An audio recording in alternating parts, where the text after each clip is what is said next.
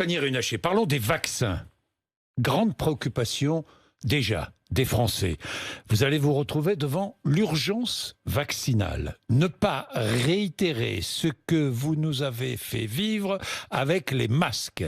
Vacciner une part importante de la population sera un grand défi pour vous. Un grand défi. Alors, serez-vous prêts? Serons-nous prêts fin décembre, début janvier? Monsieur Bourdin, nous serons prêts fin décembre, début janvier, parce que ce que nous attendons, ce sont les doses vaccinales. Ces doses vaccinales, ces vaccins, seront mis en fabrication à partir du moment où ils auront une autorisation. Une autorisation qui est donnée par l'Agence du médicament européenne. Les dossiers sont en train d'être instruits. Ils sont instruits, mais c'est les entreprises qui fournissent les éléments de cette instruction. Certains peuvent prendre une semaine de retard, c'est possible. D'autres peuvent prendre de l'avance. Donc, dès que nous aurons l'autorisation de mise sur le marché, se déclenchera, je dirais, la stratégie vaccinale, les recommandations vaccinales données par notre propre autorité de santé. C'est essentiel. C'est ce qui garantit aux Français que ce sont des bons produits qui arrivent sur le marché. Pour le moment, tout le monde attend les doses. Encore faut-il qu'il y ait une autorisation de mise sur le marché. Cette autorisation de mise sur le marché, elle est la européenne. Clé. Elle est européenne, surtout. Elle dit que le produit mérite d'être mis sur le marché. Nous ne sommes pas encore au bout des essais cliniques. Ce que nous voyons, ce sont des éléments positifs d'information. Allons jusqu'au bout des essais cliniques, allons jusqu'au bout du dossier pour être sûr et certain que les Français aient accès à des produits qui soient utiles pour eux. Des produits qui seront utiles pour eux et qui seront fabriqués où? Alors, je me suis employée, puisque depuis mai, je négocie pour le compte de la France, aux côtés de la Commission européenne, avec les laboratoires pharmaceutiques, à ce que l'essentiel des produits soit fabriqué en Europe. Et 3 des vaccins auront une fabrication en partie en France. 11 vaccins, c'est cela? Combien? Non, aujourd'hui nous avons 6 contrats. 6 contrats? 6 contrats, 6 vaccins et un 7e qui vient de rentrer en négociation. Donc sur ces 7 vaccins, 3 seront en partie fabriqués en France. Des 6 qui ont été aujourd'hui décidés, la moitié sont fabriqués en Eure-et-Loire, sont fabriqués en Indre-et-Loire, sont fabriqués dans la région de Lyon. Les autres sont fabriqués en Suisse, en Allemagne, en Belgique, en Europe.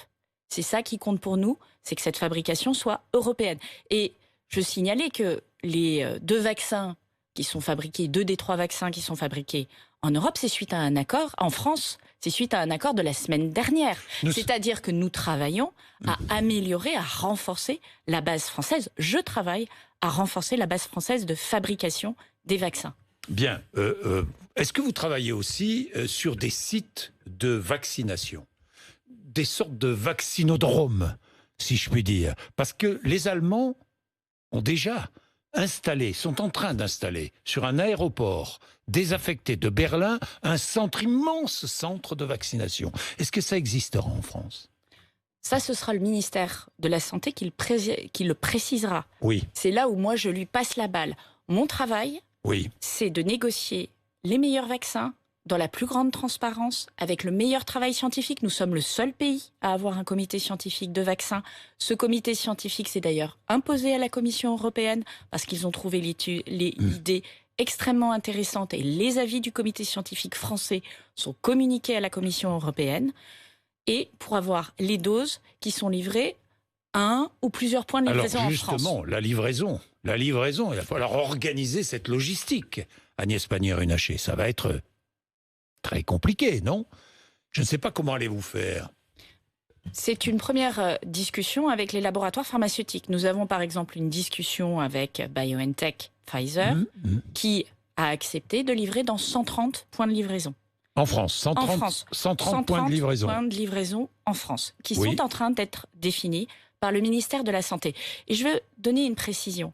Ce n'est pas parce que le vaccin est mis sur le marché que la semaine suivante, vous avez 100 millions de doses qui arrivent sur le marché. Il faut le temps de vacciner ce vaccin, de produire ce vaccin. Et les livraisons vont se faire au fur et à mesure. Et en tout état de cause, et ça va être le rôle de la Haute Autorité de Santé, il faudra définir les populations qui auraient vocation à être vaccinés en priorité, pour lesquels nous formulerions une recommandation. Il y aura une population, évidemment, vaccinée en priorité En France. Il le faut. D'abord, les plus parce fragiles, le personnel soignant, les plus âgés, enfin, c'est clair. C'est ce qui se dessine. Ça paraît logique, c'est aussi en fonction des spécificités de chaque vaccin. Puisque chaque vaccin a une réponse différente, par exemple chez les personnes âgées, et la Haute Autorité de Santé définira l'ordre de passage, entre guillemets, de préférence pour la vaccination. C'est l'Union européenne qui a acheté les vaccins, si j'ai bien compris, les doses, qui a préacheté les doses. Aujourd'hui, c'est l'Union européenne qui avance l'argent des vaccins. Qui avance l'argent. Nous rembourserons à hauteur du nombre de doses. Lorsque nous commandons, nous payons nos doses, lorsqu'elles sont livrées, comme une livraison classique. Pour la France, des doses réservées. Quand 100 millions de vaccins sont livrés pour l'Europe, 15 millions de vaccins vont à la France, automatiquement.